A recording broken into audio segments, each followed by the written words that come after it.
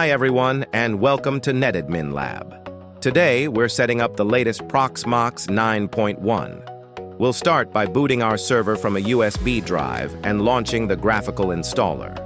With the shift away from legacy hypervisors, Proxmox is the new gold standard for HomeLabs.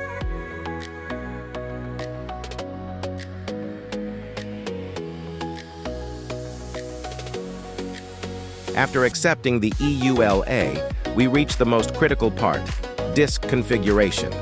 In a professional ISP environment, we don't just install and pray. We're choosing ZFS RAID 1 or mirror mode. I'm selecting my two identical SSDs for the operating system to ensure our lab stays online even if one drive fails.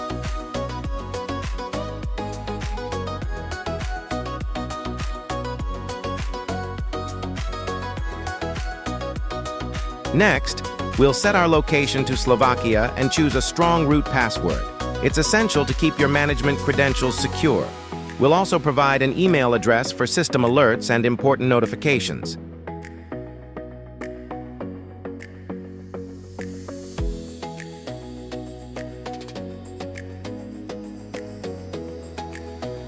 Now for the networking. I'm naming this host pve01.netadminlab.lan.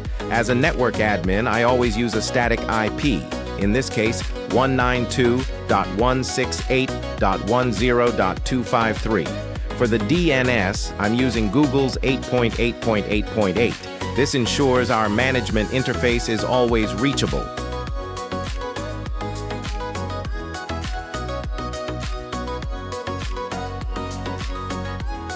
Check the summary and hit install.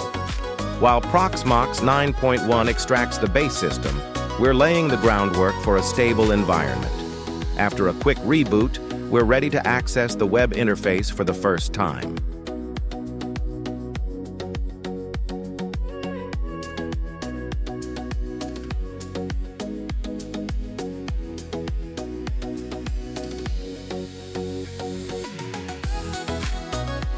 Log in using port 8006. Don't worry about the SSL warning. It's expected for a fresh install.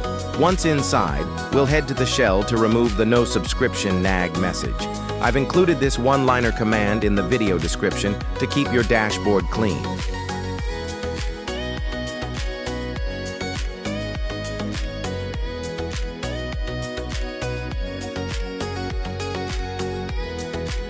Next, we'll manage our repositories. We'll disable the enterprise repo and add the no subscription components. This is crucial for getting updates without a paid license. Once that's done, we'll trigger a full system upgrade to ensure everything is patched to the latest version.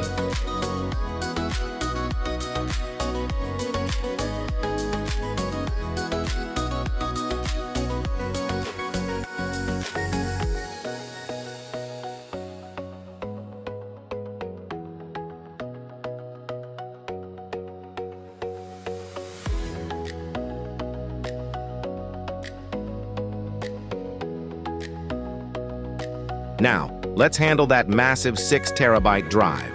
We're going to the disks section to create a new ZFS pool named backups. Separating your VMs from your backup data is a key safety measure for any lab.